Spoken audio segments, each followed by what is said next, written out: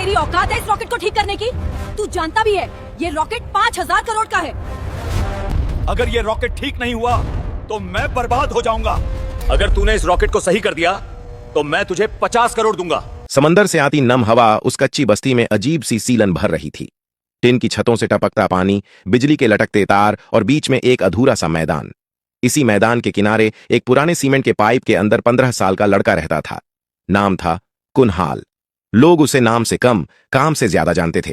वो कबाड़ बीनने वाला लड़का। कुनहाल रोज सुबह सूरज निकलने से पहले उठता।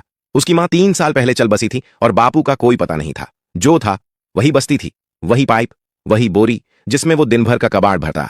टूटे पंखे, जली हुई तारें, फेंके हुए सर्किट बोर्ड, घिसी बैटरियां।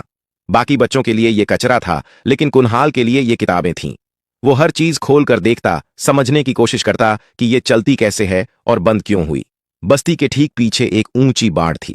बाड़ के उस पार था भारत का सबसे बड़ा लॉन्च कॉम्प्लेक्स। वहां अक्सर सफेद कोट पहने लोग आते जाते दिखते। विशाल रॉकेट ट्रॉलियों पर चलते।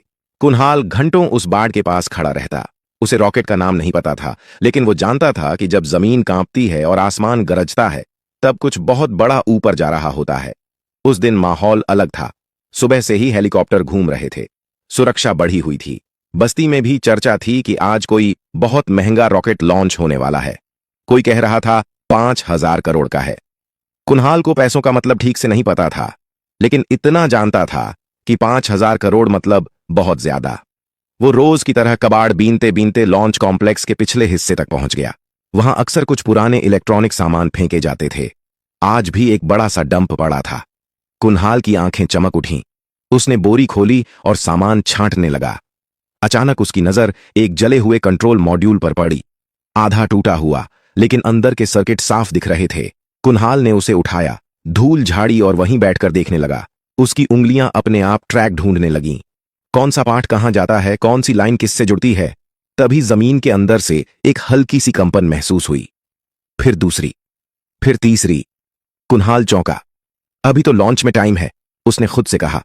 वो यह इसलिए जानता था क्योंकि पिछले कई लॉन्चों में उसने यही पैटर्न देखा था। यह कंपन लॉन्च से ठीक पहले नहीं होती थी।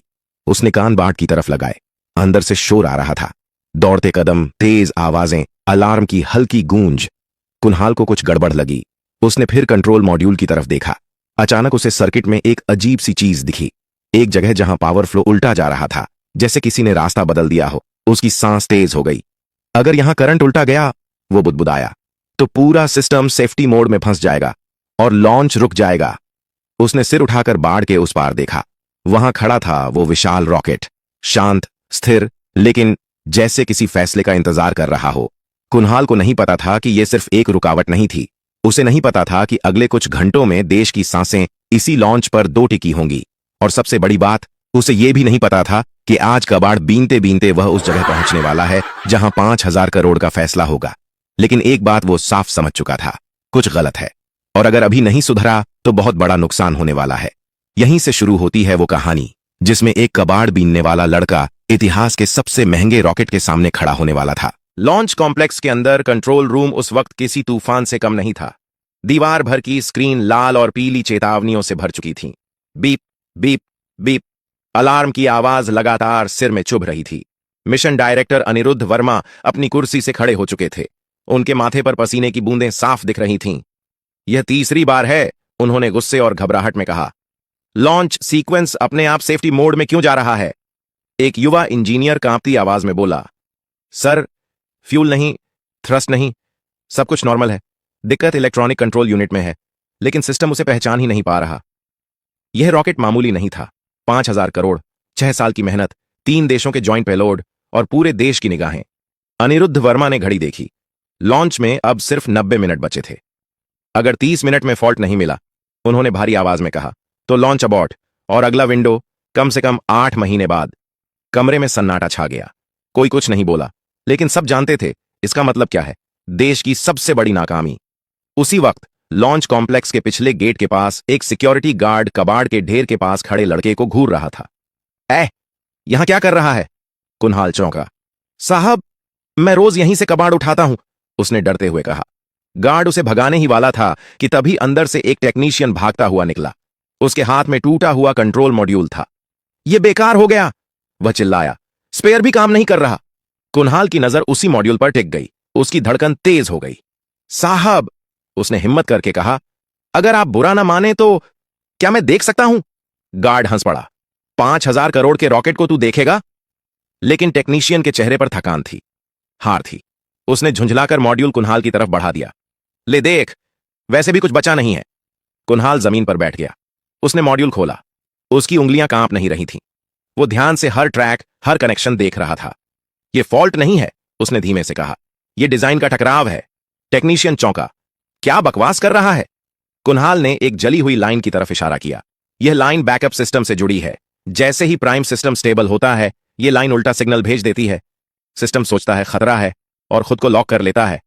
टेक्नीशियन की आंखें फैल गईं। ये तो डॉक्यूमेंटेशन में भी नहीं है। कुणाल ने सिर झुकाकर कहा, क्योंकि यह खराबी मशीन की नहीं, इंसानी जल्दबाजी की है। किसी ने 2 सेफ्टी लेयर को आपस में जोड़ दिया। वो टेक्नीशियन बिना कुछ बोले अंदर की तरफ भागा और कुणाल वहीं बैठा रह गया। उसे नहीं पता था कि अभी अभी उसने उस दरवाजे पर दस्तक दी है जो सिर्फ डिग्री वालों के लिए खुलता है। लेकिन अब देर हो चुकी थी। कंट्रोल रूम के अंदर पहली बार किसी ने कहा, उस लड़के को अंदर बुलाओ। और यहीं से कहानी एक खतरनाक मोड़ लेने वाली थी। कुणाल को जब कंट्रोल रूम के अंदर लाया गया तो उसे लगा जैसे वह किसी दूसरी दुनिया में आ गया हो। चारों तरफ चमकती स्क्रीनें, भागते आंकड़े, अंग्रेजी में लिखे शब्द और सैकड़ों आंखें जो उसे ऐसे देख रही थीं जैसे वह कोई गलती हो। उसके गंदे कपड़े, फटी चप्पलें और धूल से सना चेहरा उस कमरे की सफेदी से बिल्कुल मेल नहीं खा रहे थे। यही है वो लड़का, एक सीनियर साइंटिस्ट ने बिना छुपाए तंज में कहा। मिशन डायरेक्टर अनिरुद्ध वर्मा ने हाथ उठाकर सबको चुप कराया। इसी ने कंट्रोल मॉड्यूल में बैकफ्लो की बात कही है, उन्होंने कहा, और अभी तक किसी सिस्टम ने यह नहीं पकड़ा। कुणाल चुपचाप खड़ा रहा। उसे डर लग रहा था, लेकिन उससे ज्यादा उसे उस स्क्रीन की चिंता थी जिस पर बार बार लॉन्च अबॉर्ट चमक रहा था। तुम्हारा नाम? अनिरुद्ध वर्मा ने पूछा। कुणाल, उसने धीमे से कहा। पढ़ाई? स्कूल नहीं गया सर। कमरे में कुछ लोग मुस्कुरा दिए। एक इंजीनियर बोला, तो फिर तुम कैसे कह सकते हो कि यह डिजाइन की गलती है? कुणाल ने पहली बार सिर उठाकर सबकी तरफ देखा। क्योंकि सर, वह बोला, जब 2 मोटर एक ही पहिए को उल्टी दिशा में खींचती हैं तो पहिया घूमता नहीं, टूट जाता है। कमरे में सन्नाटा छा गया। अनिरुद्ध वर्मा ने कुर्सी से उठते हुए कहा, तुम बोर्ड पर दिखा सकते हो? कुणाल धीरे धीरे डिजिटल बोर्ड के पास गया। उसके हाथ कांप नहीं रहे थे। उसने एक साधारण सा डायग्राम बनाया। 2 बॉक्स, बीच में एक तीर और फिर एक उल्टा तीर। यह प्राइम कंट्रोल है, उसने कहा, और यह बैकअप। दोनों सही हैं, लेकिन जैसे ही थ्रस्ट स्थिर होता है, बैकअप यह मान लेता है कि सेंसर फेल है और सिस्टम खुद को बंद कर लेता है। एक सीनियर इंजीनियर आगे बढ़ा। लेकिन यह तो सिर्फ 0.02 सेकंड के लिए होता है। कुणाल ने सिर हिलाया। रॉकेट के लिए 0.02 सेकंड भी बहुत होता है। अनिरुद्ध वर्मा ने तुरंत कहा, सिमुलेशन चलाओ अभी। कीबोर्ड पर उंगलियां दौड़ने लगीं। स्क्रीन पर मॉडल घूमने लगा। 10%, 35%, 68%। अचानक स्क्रीन रुकी। Fault identified, signal conflict. कमरे में किसी ने सांस छोड़ी। किसी ने कुर्सी पकड़ ली। वो सही था, किसी ने कहा। लेकिन खुशी ज्यादा देर नहीं टिकी। एक नई चेतावनी चमकी। Time required to fix. 4 घंटे। अनिरुद्ध वर्मा का चेहरा सख्त हो गया। 4 घंटे नहीं है हमारे पास, उन्होंने कहा। लॉन्च विंडो 40 मिनट में बंद हो रही है। सबकी नजर कुणाल पर गई। वह कुछ सोच रहा था, फिर बोला, अगर हम सिस्टम बदलें नहीं, सिर्फ उसे चकमा दें? मतलब? अनिरुद्ध वर्मा ने पूछा। कुणाल ने स्क्रीन की तरफ इशारा किया। अगर बैकअप को लगे ही नहीं कि खतरा है, तो वो लॉक नहीं करेगा। हमें सिर्फ सिग्नल का रास्ता बदलना है, काटना नहीं। यह बहुत रिस्की है, एक वैज्ञानिक बोला। अगर गलत हुआ तो रॉकेट वैसे भी नहीं उड़ेगा, कुणाल ने शांत आवाज में कहा। कमरे में फिर सन्नाटा। अनिरुद्ध वर्मा ने गहरी सांस ली। कितना वक्त लगेगा? 10 मिनट, कुणाल बोला, अगर मुझे एक्सेस मिले। घड़ी की टिक टिक अब सबको सुनाई दे रही थी। यह फैसला सिर्फ रॉकेट का नहीं था, यह भरोसे का था। और इस बार सवाल यह नहीं था कि कुणाल कौन है। सवाल यह था, क्या देश एक कबाड़ बीनने वाले लड़के पर भरोसा करेगा? कंट्रोल रूम में अब कोई फालतू आवाज नहीं थी, ना बहस, ना तंज, सिर्फ घड़ी की टिक टिक और स्क्रीन पर चलता countdown. T28 minute. Anirudh Verma ने टेक्निकल चीफ की तरफ देखा। उसे एक्सेस दो, उन्होंने कहा, लेकिन हर स्टेप रिकॉर्ड होगा। एक पल के लिए किसी ने विरोध नहीं किया, शायद इसलिए क्योंकि अब खोने को कुछ बचा ही नहीं था। कुणाल को एक खाली टर्मिनल के सामने बैठाया गया। कीबोर्ड उसके लिए नया था, लेकिन लॉजिक नहीं। उसने आंखें बंद कीं, जैसे किसी नक्शे को मन में दोहरा रहा हो। सर, उसने कहा, मुझे सिर्फ सिग्नल रूटिंग का मैनुअल चाहिए। एक इंजीनियर ने हैरानी से पूछा, तुम पढ़ लोगे? कुनहाल हल्का सा मुस्कुराया। मैं पढ़ूंगा नहीं, पहचान लूंगा। फाइल खुली, कोड की सैकड़ों लाइनें। कुनहाल ने माउस नहीं छुआ, वह सिर्फ देख रहा था। यहां, उसने कहा, यह कंडीशन गलत है। यह तो सेफ्टी इंटरलॉक है, किसी ने कहा। इसे छेड़ा नहीं जाता। इसी ने सब रोका है, कुनहाल बोला। यह मान रही है कि खतरा बाहर से है, जबकि खतरा अंदर से पैदा हो रहा है। T30 minutes. अनिरुद्ध वर्मा ने पूछा, क्या बदलना है? कुछ नहीं बदलना, कुनहाल ने कहा। सिर्फ टाइम को गुमराह करना है। उसने समझाया, अगर हम बैकअप सिस्टम को 0.03 सेकंड लेट कर दें तो उसे लगेगा कि प्राइम सिस्टम अभी भी कंट्रोल में है। एक सीनियर वैज्ञानिक फुसफुसाया, यह तो सिस्टम से झूठ बोलना हुआ। कुनहाल ने सिर हिलाया। सर, हर मशीन को कभी कभी झूठ चाहिए, वरना वो डर के मारे काम करना छोड़ देती है। कमरे में कोई नहीं बोला। T24 मिनट्स कोर्ट में बदलाव शुरू हुआ। हर लाइन के साथ दिल की धड़कन तेज हो रही थी। अगर यह फेल हुआ, एक इंजीनियर बोला, तो रॉकेट पैड पर ही जल सकता है। कुनहाल ने बिना मुड़े कहा, नहीं जलेगा, क्योंकि आग तब जलती है जब उसे रास्ता न मिले। T18 मिनट सिस्टम रिब्यूट हुआ। 1 सेकंड, 2 सेकंड, स्क्रीन पर लिखा आया, सेफ्टी मोड, स्टैंड बाय। कमरे में किसी ने मुट्ठी भींच ली। फिर अगली लाइन, कंट्रोल रिस्टोर्ड। एक तेज सांस बाहर निकली। किसी की आंखें भर आईं, लेकिन जंग अभी खत्म नहीं हुई थी।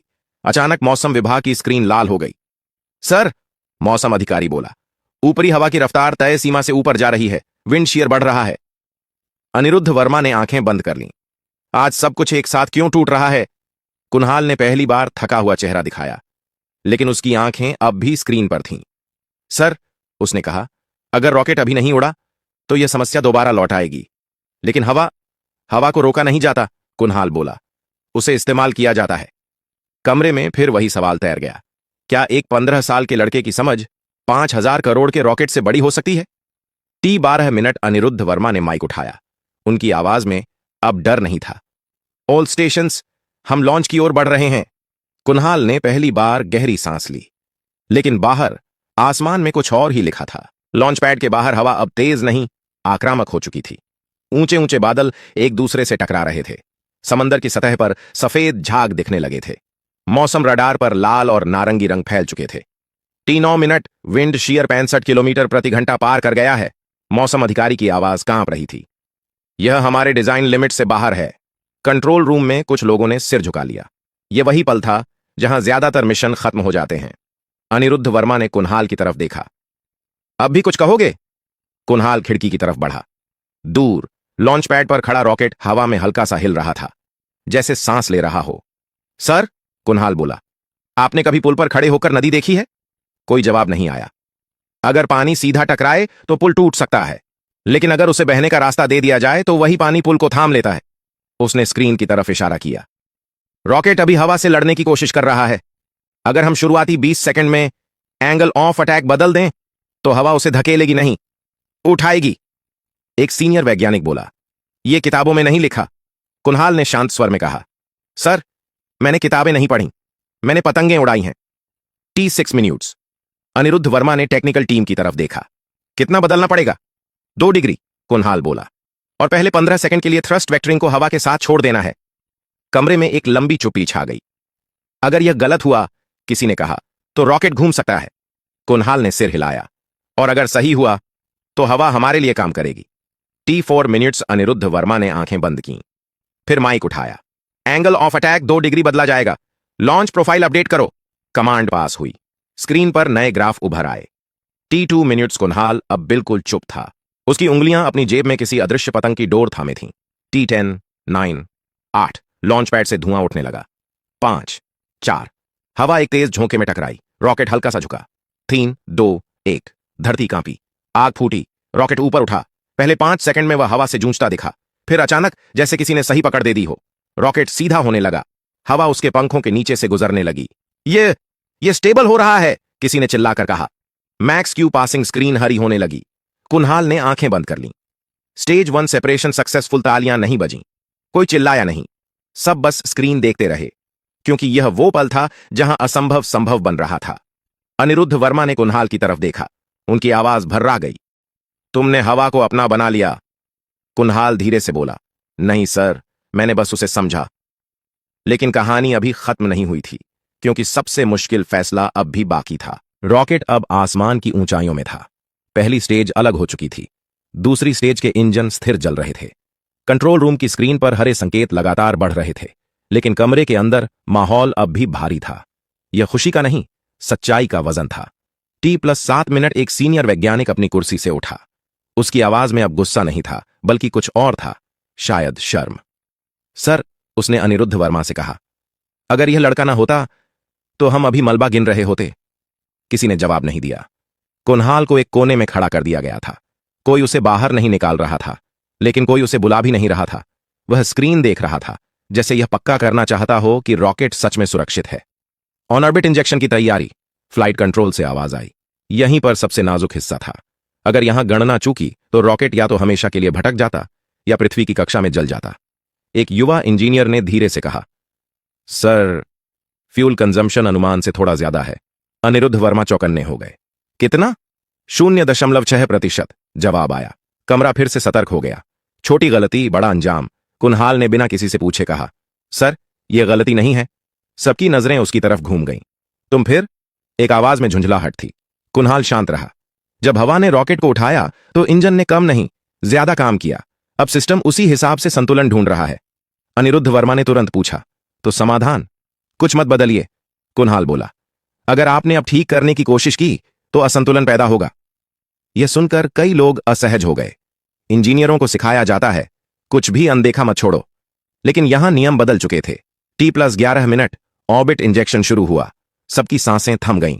सेकंड बीतते गए। स्क्रीन पर एक गोल रेखा बनी, फिर शब्द उभरे, payload successfully inserted into orbit. कुछ पल तक कोई नहीं बोला। फिर एक कुर्सी खिसकी, फिर दूसरी। धीरे धीरे पूरा कंट्रोल रूम खड़ा हो गया। तालियां इस बार जोर से बजीं, लेकिन यह जश्न का शोर नहीं था, यह राहत का शोर था। अनिरुद्ध वर्मा कुनहाल की तरफ आए। उन्होंने कुछ नहीं कहा, बस दोनों हाथ जोड़ दिए। कमरे में बैठे वैज्ञानिक, जिन्होंने जिंदगी भर सवालों के जवाब दिए थे, आज एक बच्चे के सामने खामोश थे। तुम्हें पता है, अनिरुद्ध वर्मा ने कहा, तुमने सिर्फ रॉकेट नहीं बचाया, तुमने हमें हमारी सीमाएं दिखाई हैं। कुनहाल ने सिर झुका लिया। सर, मैं बस ये नहीं चाहता था कि इतना बड़ा सपना टूटे। बाहर मीडिया इकट्ठा हो चुका था। नाम पूछे जा रहे थे, चेहरे ढूंढे जा रहे थे, लेकिन अंदर कंट्रोल रूम में एक और फैसला होना बाकी था। यह फैसला रॉकेट का नहीं था, यह कुनहाल के भविष्य का था। कंट्रोल रूम के बाहर शोर बढ़ता जा रहा था। कैमरे, माइक, सुरक्षाकर्मी, सब एक साथ। हर कोई जानना चाहता था उस मिशन को बचाने वाला कौन था। लेकिन कंट्रोल रूम के अंदर माहौल बिल्कुल अलग था। यहां कोई नारे नहीं थे, कोई तालियां नहीं। यहां सिर्फ एक सवाल घूम रहा था, अब आगे क्या? अनिरुद्ध वर्मा ने दरवाजा बंद करने का इशारा किया। मीडिया को अभी इंतजार करने दो, उन्होंने कहा। पहले हमें यह तय करना है कि हम सही क्या करने वाले हैं। कुनहाल कुर्सी के किनारे बैठा था। उसने पहली बार चारों तरफ गौर से देखा। ये वही लोग थे जो कुछ घंटे पहले उसे शक की नजर से देख रहे थे। अब वही लोग चुप थे। एक सीनियर वैज्ञानिक ने खांसते हुए कहा, कागजों में उसका कोई अस्तित्व नहीं है, ना स्कूल रिकॉर्ड, ना पहचान पत्र, ना पता। कमरे में हलचल हुई। तो क्या? अनिरुद्ध वर्मा ने सख्त आवाज में कहा। क्या काबिलियत के लिए फाइल नंबर जरूरी है? एक और अधिकारी बोला। सर, नियम है, हम किसी को ऐसे अंदर नहीं रख सकते। कुनहाल ने सिर उठा लिया। सर, उसने धीरे से कहा, मुझे यहां रखने की जरूरत नहीं है। मैं बस इतना चाहता हूं कि कोई और बच्चा मशीन की गलती में न मरे। कमरे में एक पल को सन्नाटा छा गया। तुम्हारे मां बाप? अनिरुद्ध वर्मा ने पूछा। मां नहीं है, कुनहाल बोला। और बापू? पता नहीं, शायद कहीं किसी फैक्ट्री में अब भी काम कर रहे हों, या शायद नहीं। यह पहली बार था जब उसकी आवाज थोड़ी टूटी। अनिरुद्ध वर्मा ने गहरी सांस ली। अगर हम तुम्हें पढ़ने का मौका दें? उन्होंने पूछा। सही स्कूल, सही ट्रेनिंग, सही रास्ता? कुनहाल कुछ सेकंड चुप रहा, फिर बोला, सर, मुझे किताबों से डर नहीं लगता। मुझे बस ये डर है कि कहीं मैं फिर किसी बाट के बाहर न खड़ा कर दिया जाऊं। यह बात किसी रिपोर्ट में नहीं लिखी जा सकती थी, लेकिन इस कमरे के हर इंसान ने उसे महसूस किया। थोड़ी देर बाद फैसला हुआ। कागज नहीं, पहले इंसान। कुनहाल को अस्थायी पहचान दी गई, उसकी रहने की जगह तय हुई, और सबसे बड़ी बात, उसे एक वादा दिया गया कि यह दरवाजा अब उसके लिए बंद नहीं होगा। बाहर अनिरुद्ध वर्मा मीडिया के सामने आए। उन्होंने नाम लिया, चेहरा दिखाया, लेकिन कहानी पूरी नहीं बताई, क्योंकि असली कहानी कैमरों के लिए नहीं थी। वह कहानी एक लड़के के लिए थी जो कबाड़ में सपने ढूंढता था। अगर आपको यह कहानी पसंद आई हो तो लाइक जरूर करें, इसे अपने दोस्तों और परिवार के साथ शेयर करें ताकि यह कहानी हर उस इंसान तक पहुंचे जो सपने देखता है। चैनल को सब्सक्राइब करना मत भूलिए, क्योंकि ऐसी ही दिल से जुड़ी सच्ची लगने वाली कहानियां हम आगे भी लाते रहेंगे। और हाँ, कमेंट में जरूर लिखिए आप यह कहानी अपने किस गांव या शहर से देख रहे हैं। हमें जानकर बहुत खुशी होगी कि हमारी आवाज देश के किस किस कोने तक पहुंच रही है। धन्यवाद, मिलते हैं अगली कहानी के साथ।